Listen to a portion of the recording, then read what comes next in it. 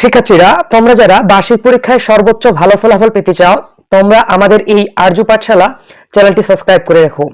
এই চ্যানেলে তোমরা তোমাদের বার্ষিক পরীক্ষার আগের রাতে সকল বিষয়ের গুরুত্বপূর্ণ সাজেশন পেয়ে যাবে।